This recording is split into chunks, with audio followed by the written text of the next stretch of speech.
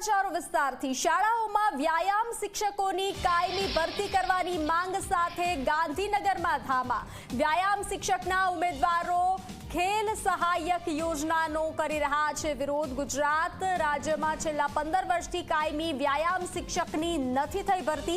ગાંધીનગરના રામકથા મેદાન ખાતે એકઠા થયા છે વ્યાયામ શિક્ષકના ઉમેદવારો। તો રામકથા મેદાનથી પથિકા અને પછી વિદ્યા સમીક્ષા ભવન જવાનું આયોજન કરવામાં આવ્યું છે। વધુ વિગતો સાથે સંવાદદાતા ગૌરવ પટેલ જોડાઈ ચૂક્યા છે। ગૌરવ, જે રીતે કાયમી ભરતીની માંગ કરવામાં આવી રહી છે, શું છે વિગતો?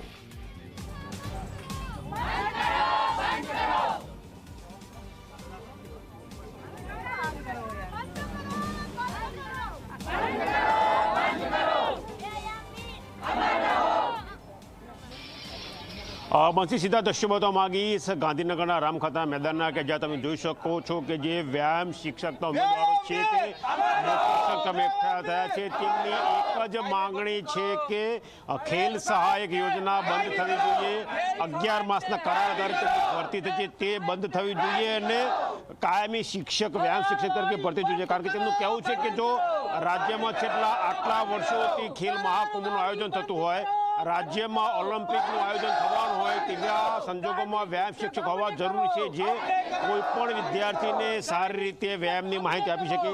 શા માટે વિરોધ છે, શું માંગણી છે, વાત કરીશું ઉમેદવારો સાથે।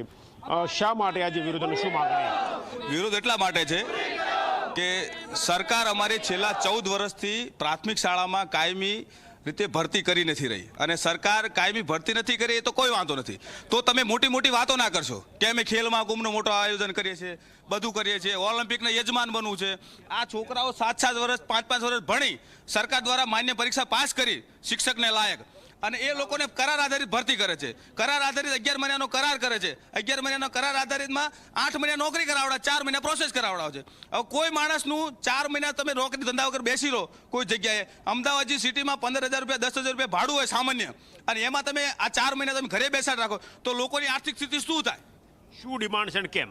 અમારી એક જ ડિમાન્ડ છે, કાયમી ભરતી કરો। જે ખેલ સહાયકની અંદર અમને લીધા છે, અમારી પરીક્ષા, અમારી સંપૂર્ણ પ્રક્રિયા સરકારે પૂર્ણ કરેલ છે અને છતાં બી અમને કરારમાં રાખેલા છે। અમને એવું કીધું છે કે તમને અમે કાયમી કરશું। અમને વારંવાર રજૂઆત કરી છે, છતાં બી અમને કાયમી કરતા નથી અને કરારની અંદર બી અમારા વેકેશન સિવાયના માસ ગણવાના કીધા છે તો વેકેશન સિવાયના ગણા નથી અને વેકેશનને ગણી વેકેશનની સેલેરી આપી નથી, છતાં બી વેકેશનને કાઉન્ટ કરી અને અમને છૂટા કરી દેવામાં આવે છે। પછી પાછી નવેસરથી પ્રોસેસ કરશું તો પ્રોસેસ કરવામાં 1 દિવસની વાર હોય, 2 દિવસની હોય, છતાં 2 માસ સમય વીતી ગયો છે તોય કોઈ પ્રોસેસ કોઈ જવાબ નહીં આપતું। સરકારને અમને વારંવાર રજૂઆત કરી છે।